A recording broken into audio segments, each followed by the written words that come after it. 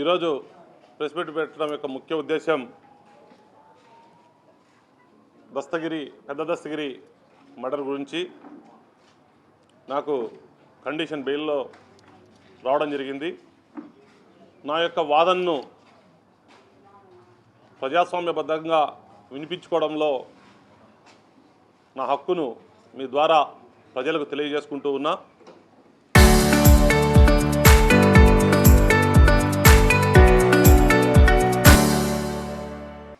నాకు పెద్ద దస్తగిరి మర్డర్కు ఎటువంటి సంబంధం లేదు. ఈ కేసు ఒక అక్రమ కేసు మాత్రమే. ఎందుకంటే పెద్ద దస్తగిరి అనే అతను మా పార్టీకి సంబంధించినటువంటి వ్యక్తి. ఆయన కూడా నాకు మంచి స్నేహితుడు. ఆయన కూడా ఎప్పుడు ఒక సోదరుడిలాగా ఎక్కడ కనిపించినా అతను నన్ను పలకరించేవాడు. నేను కూడా అదే గౌరవంతో అతన్ని పలకరించేవాడిని. నాకు అతనికి ఎటువంటి మనస్పర్ధలు కానీ ఎటువంటి లావాదేవీలు కానీ ఎప్పుడు కూడా లేవు. ఎప్పుడు కూడా మేమంతా కూడా పార్టీ ఆఫీస్లో కలిసిమెలిసి ఉండేవాళ్ళం. ఇది ఒక అనుకోకుండా జరిగినటువంటి ఒక దుర్ఘటన. ఎందుకంటే ఒక మంచి మిత్రుడిని మేము కూడా కోల్పోయినాం. ఆ బాధ నాకుతో పాటు మా పార్టీ వాళ్ళందరికీ కూడా ఉంది.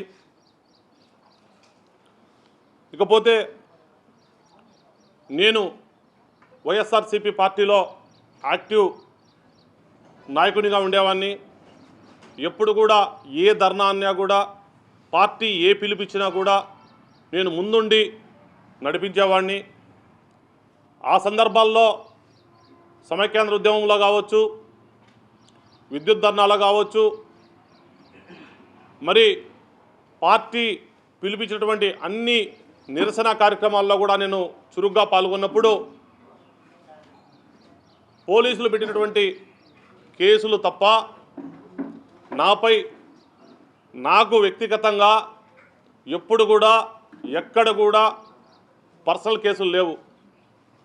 నాకు ఎప్పుడు కూడా ఏ క్రిమినల్స్తో కానీ ఎవరితో కానీ ఎప్పుడు కూడా నాకు సంబంధాలు లేవు. అంతేకాకుండా నేను ఉన్నటువంటి 22 సంవత్సరాల రాజకీయ జీవితంలో ఎవరితో కూడా పెద్దల పట్ల నేను గౌరవంగా ఉండేవాడిని. పార్టీలకు అతీతంగా ఎవరు కనపచ్చినా కూడా నమస్కారం పెట్టే వ్యక్తిని. కులాలకు అతీతంగా మతాలకు అతీతంగా ఎవరు కనపచ్చినా కూడా అదే గౌరవం ఇచ్చేవాడిని తప్ప నేను ఎప్పుడు కూడా ఎవరితో గొడవలు పడ్డం కానీ, మనస్పర్ధలు కానీ, ఎక్కడెక్కడన్నా వాగ్వివాదాలు కానీ, ఎవరినన్నా నేను చేయి చేసుకోవడం కానీ ఎప్పుడు కూడా. ఎందుకంటే ప్రెస్ వాళ్ళందరూ కూడా దాదాపు 22 సంవత్సరాలుగా మేము కలిసి ప్రజా జీవితంలో ఉండాం. ఎందుకంటే నా ప్రవర్తన మీ అందరికీ కూడా తెలుసు. నేను ఎప్పుడు కూడా అటువంటి క్యారెక్టర్ నాది కాదని మరీ కూడా కుండలు బద్దలు కొట్టి చెప్తా ఉండా. ఎందుకంటే సంబంధం లేకుండా ఒక మనిషి పైన ఆరోపణలు వచ్చినప్పుడు ఎంత బాధపడతారనేది సగటు మనిషిగా మీ అందరికీ కూడా తెలుసు. కాబట్టి ఆ బాధ, ఆవేదన ఈరోజు మీ ద్వారా సమాజానికి నేను చెప్పుకోవాలి కాబట్టి తిరిగి నేను చెప్పుకుంటా ఉండా. ఎందుకంటే చెప్పుకోవాల్సినటువంటి అవసరం, సందర్భం నాకు ఎప్పుడు రాలేదు. ఈరోజు నా పైన ఒక అక్రమమైనటువంటి కేసు వచ్చింది కాబట్టి ఖచ్చితంగా నేను చెప్పుకోవాల్సినటువంటి అవసరం, సందర్భం వచ్చింది కాబట్టి మీతో పాల్పంచుకుంటూ ఉన్నా. అంతేకాకుండా ఏ స్టేషన్లో కానీ పోలీస్ అధికారులతో నాకు సత్సంబంధాలు ఉండేది. నేను ఎప్పుడు కూడా ఎవరి పట్ల దురుసుగా ప్రవర్తించేవాడిని కాదు. ఒక పోలీసులే కాదు, ఏ అధికారులతో కూడా ఒక మంచి కింద స్థాయి కానీ పై స్థాయి అధికారులతో ఒక రాష్ట్ర స్థాయిలో ఒక మంచి సంబంధాలు పెట్టుకున్నటువంటి వ్యక్తిని నేను. అంతేకాకుండా ఇంత పెద్ద కష్టకాలం, ఎందుకంటే నా జీవితంలో దాదాపు నాకు 47 సంవత్సరాలు.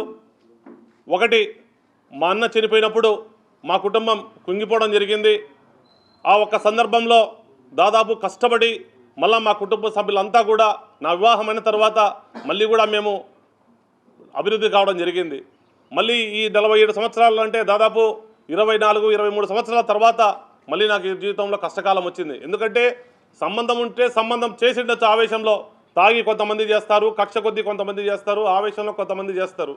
కానీ నాకు అతనితో ఎటువంటి నాకు ఆవేశము లేదు, కక్ష లేదు, కోపము లేదు. అటువంటి సందర్భంలో ఇది కేవలం ఒక అక్రమమైన కేసు. అనేక ఆరోపణలు రావడం జరిగింది, అనేక బాధపడడం జరిగింది. ఎందుకంటే అరెస్ట్ అయిన తర్వాత నేను ఎక్కడ కూడా నా వాయిస్ వినిపించుకునేదానికి లేదు. కాబట్టే దాన్ని 34 రోజులుగా నేను నా యొక్క ఆవేశాన్ని, నా యొక్క బాధని తొక్కిపట్టుకొని ఈరోజు మీతో పాలు పంచుకోవాలని చెప్పేసి ఈరోజు ప్రెస్ మీట్ పెట్టడం జరిగింది. నాకు దేవునిపైన నమ్మకం ఉంది, విపరీతమైనటువంటి దైవభక్తి నాకు ఉంది. అది మీ అందరికీ కూడా తెలుసు. దైవభక్తి ఉన్నవాడు సమాజంలో ఎప్పుడు కూడా తప్పు చేసేదానికి వెనకడుగులోనే ఉంటాడు. కాబట్టి అటువంటి పరిస్థితిలో నాపై వచ్చినటువంటి అక్రమ కేసును నేను న్యాయస్థానంలో పోరాటం చేస్తా. నా నిర్దోషిత్వాన్ని ఖచ్చితంగా దేవుని యొక్క సహాయంతో నేను నిరూపించుకుంటా. అంతేకాకుండా నా పైన ఎవరు అక్రమ కేసు పెట్టినారో, మరి ఎవరికి అవసరం వచ్చిందో నాకైతే తెలియదు. వారిని కూడా దేవుడే శిక్షిస్తాడు తప్ప నేను వారిని ఒక్క మాట కూడా ఈ సందర్భంలో నేనేం కామెంట్ చేయడం లేదు. ఖచ్చితంగా వాళ్ళకు కూడా దేవుడు ఖచ్చితంగా మరి ఆయనే చూసుకుంటాడు. వారికి ఎందుకు అంత దుర్బుద్ధి పుట్టించాడో మరి ఆయనే ఆ దేవుడే చూసుకుంటాడు. ఈ అక్రమ కేసులు నన్నేం భయపెట్టలేవు. అలాగే జగన్మోహన్ రెడ్డితో నా ప్రయాణం ఎప్పటికీ ఆగదు. ఎందుకంటే రాజకీయాలు ఏం శాశ్వతం కాదు. మాకన్నా ముందు శివానంద రెడ్డి సార్ ఉన్నాడు, ఆయన తర్వాత అహ్మదుల్లా ఉన్నాడు, ఖలీల్ బాషా ఉన్నాడు. ఎంతోమంది రాజకీయాల్లో వస్తారు పోతారు. రాజకీయాలు ఏం శాశ్వతం కాదు, రాజకీయాలు అవసరం కూడా లేదు. కేవలం నాకు జగన్మోహన్ రెడ్డి గారి మీద ఉన్నటువంటి ప్రేమతోనే నేను ఈ రాజకీయాల్లో ఆయనతో కొనసాగుతా కూడా తప్ప ఈ కేసులు పెట్టేంత మాత్రాన్ని నేను ఏదో భయపడి ఇంకోటి అవుతానంటే అది ఇక వారికే నేను వదిలేస్తూ ఉండా. నేను దాదాపు 5వ తేదీ మిడ్ నైట్ మర్డర్ జరిగిన తర్వాత నేను రిమ్స్కి వెళ్ళి చూశాను. ఆయన చూసిన తర్వాత ఒక మానవత్వంతో నాకు కూడా ఎంత బాధ ఉంటుందో సగటు మానవునిగా నాకు అంతకన్నా ఎక్కువ బాధ ఉంది. ఎందుకంటే అతను మంచి వ్యక్తి, చనిపోయిన దస్తగిరి. నేను ఎక్కడ కూడా 5వ తేదీ నుంచి 17వ తేదీ కడపలో ఉండా. నేను ఎప్పుడు కూడా ఎవరితో నేను అట్లా ఉంటే 8వ తేదీ కోర్టులో ఉండా, ధర్నాలో ఉండా, ఆంధ్రజ్యోతి ఆఫీస్ కాడ ధర్నాలో ఉండా, తర్వాత ప్రెస్ మీట్లో ఉన్నా, పెళ్ళిళ్ళకు అటెండ్ అయినా. అట్లా ఉండేవాడిని అయితే ఏమన్నా నేను ఇప్పుడు చేసేవాడిని అయింటే నేను ఖచ్చితంగా ఊరు వదిలిపెట్టి వెళ్ళిపోయింది. నేను దాదాపు ఆదివారం పొద్దున్నే హైదరాబాద్ నుంచి 5 రోజులు ఉన్నా. నేను దాదాపు 2 నెలలుగా హైదరాబాద్లో వ్యాపారం చేసుకుంటా ఉన్నా. పాకా సురేష్ గారు మేయర్ అయిన తర్వాత 100 రోజుల ప్రోగ్రాం ప్రతిరోజు గడప గడపకు గుడ్ మార్నింగ్ కడప అని చెప్పేసి ఆయనతో పాటు నేను కూడా ప్రతి అభివృద్ధి కార్యక్రమంలో పాలు పంచుకోవాలని చెప్పి నేను కడపకు రావడం జరిగింది తప్ప ఎక్కడ కూడా అటువంటి వాళ్ళని ఎవరిని కూడా నేను, ఎందుకంటే మీరందరూ కూడా చూస్తూ ఉంటారు, నేను అటువంటి వాళ్ళతో ఎవరితో తిరిగేవాని కాదు, అటువంటి వాళ్ళని ప్రోత్సహించేవాని అంతకన్నా కాదు. ఎందుకంటే చనిపోయిన వ్యక్తి 15 సంవత్సరాలుగా నాకు పరిచయం ఉంది.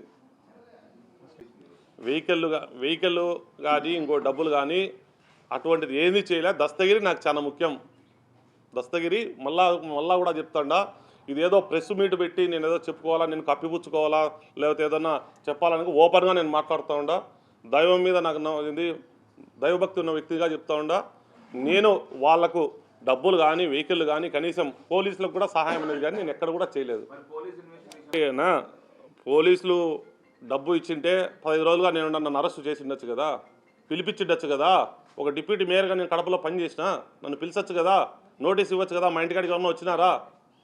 కేసు పెట్టేసి కేసు కట్టిన తర్వాత ఎవరో మీలాంటి వ్యక్తులు ఫోన్ చేశారు, అన్న నేను A13గా నేను పెట్టినారన్నా అని. నన్ను A13గా పెట్టేది ఏందనేసి న్యాయస్థానంగా నేను చేయాల్సినటువంటి పని ఏమైనా ఎవరన్నా మీలాంటి మిత్రులు అడిగినప్పుడు న్యాయస్థానాన్ని ఆశ్రయించు, నువ్వు ముందు ఫస్ట్ క్యాష్ వేసుకో, నీకు సంబంధం లేదు కదా, నువ్వే అసలు నీకు ఎక్కడ సంబంధం ఉంది, క్యాష్ వేసుకోమన్నారు. క్యాష్ రాలేదు. తర్వాత యాంటిసిపేటర్ బెయిల్కి వేసాను. బెయిల్ వేసిన తర్వాత 4వ తేదీ ఉంది. 4వ తేదీ నుంచి 8వ తేదీకి వాయిదా ఇచ్చారు, రాలేదు. నేరుగా నేను ఎస్పీ గారి దగ్గర నన్నేం పట్టుకోలేదే పోలీసులు, నేనే నేరుగా వచ్చి సరెండర్ అయినా ఎస్పీ గారి దగ్గర. ఎందుకంటే నాకు న్యాయం మీద నమ్మకం ఉంది. న్యాయస్థానంలో నా పోరాటం నేను చేసుకుంటాను. ఒకటేనా, అతను మీడియేటరు, అతను ఎవరి పేపర్లు ఉన్నాయో నా పేపర్లు ఉన్నాయని పోలీసులు ఎక్కడ చెప్పలే. నా పేపర్లు లేవు కూడా. ఒకవేళ ఉన్నాయని అనుకున్నా కూడా నా ఆర్థిక పరిస్థితి అవసరం కోసం నేను అమ్ముకోవచ్చు, దాంట్లో తప్పేంటి? ఒకవేళ లేదు, మళ్ళీ మీరు విచారించుకోండి. నా డాక్యుమెంట్లు కానీ ఆయన దగ్గర నేను ఆయనతో వ్యాపారం చేయలేదని నేను క్లియర్గా ఫస్ట్ పాయింట్లో చెప్పినా మీకు. మళ్ళీ చెప్తాడా, నేను ఎక్కడ కూడా ఆయనతో వ్యాపారం చేయలేదు, నాకు లావాదేవీలు లేవు. నాకు ఆయనకు ఎందుకంటే పార్టీ ఆఫీస్లో అన్న నిత్యం ఆయన మార్నింగ్ ఉంటాడు, అన్న గుడ్ మార్నింగ్ అంటాడు, నేను గుడ్ మార్నింగ్ అంటా. ఏం రాబట్టి టీ తాగుతాం అంటే టీ తాగుతాం రా అంటే, టిఫిన్ చేస్తామంటే లేదు లేనా తినే అంటాడు. అంతవరకే తప్ప నాకు అతనికి వ్యాపారం ఉంటే ఉంటుంది, ఏమి ఉంటే ఏం నేను భయపడాల్సిన పని ఏంటి? వ్యాపారం ఉంటే చెప్తా, కరెక్టే అన్నా, నాకు ఆయనకు వ్యాపార లావాదేవీలు ఉన్నాయి. ఏం నేను వ్యాపారం చేయకూడదా? నేనేమి కడప వాసిని కాదా? నా జీవితంలో అత్యంత కష్టమైనటువంటి పరిస్థితి ఇది. ఎందుకంటే చేసింటే నేను కూడా చేసిన, ఇప్పుడు ధర్నాల్లో పాల్గొన్నా, నా పేరు వచ్చింది, నేనేం భయపడలేదే. చెయ్యని హత్యకు నేను ఎందుకు పడాలా మాట? నాకు ఇద్దరు ఆడపిల్లలు, నాకేమవసరం ఉంది? నేను కష్టపడి నాకు దేవుడు ఒక మంచి స్థితి ఇచ్చినాడు, ఒక పర్సనాలిటీ ఇచ్చినాడు, దేవుడు ఒక అందరికీ ఉన్నటువంటి ఒక పదవి నాకు ఇచ్చినాడు. నేను మరి కష్టపడి సంపాదించుకోవాలి. కానీ ఎవరినో హత్య చేస్తే నేరస్తున్నీత నేను ఏ విధంగా సంపాదించుకుంటా? జైలుకు పోతే సంపాదించుకుంటారా? కడపలో అటువంటిది ఏమైనా చెల్లుతుందా? కడప నగరంలో ఏమైనా జరుగుతాయా? పోలీసులు ఇంత పెద్ద పోలీసింగ్ వ్యవస్థలో క్రిమినల్స్కు స్థానం ఉంది ఆ కడపలో, రౌడీలకు స్థానం ఉంది ఆ కడపలో. దయచేసి అన్న మళ్ళా రిక్వెస్ట్ చేస్తా ఉండా, ఒక మంచి మనసుతో మీరు ఆశీర్వదించండి. ఎందుకంటే చేసింటే నేనేం భయపడను, నేను చేయలేదు, నాకు సంబంధం లేదు ఈ విషయం. కాబట్టి మళ్ళా రిక్వెస్ట్ చేస్తా ఉండా. ఒక పెద్ద ఆయనకు నేను బినామీ, నేను ఆయనకు బినామీ, ఆయన నాకు బినామీ కాదు. ఆయన పెద్ద పెద్ద వ్యాపారాలు చేసినాడు, ఇది స్కందాన్సికి ఇచ్చినాడు, ఇంకో చోటు ఇచ్చినాడు. అతని అదృష్టం అండి. అతను ఒక చిన్న స్థాయిలో ఎక్కడో పని చేస్తా ఉన్నాడు, నాకు తెలిసి అతను ఏదో పని చేస్తా ఉన్నాడు, జీపీఆర్ కాలేజీలో అటెండర్గా పనిచేస్తాడు అని చెప్పారు నిన్న, ఎవరో నాకు చెప్పారు, ఎవరు దస్తగిరి. అతని అదృష్టం, పెద్ద పెద్ద వ్యాపారాలు చేసుకున్నాడు అతను.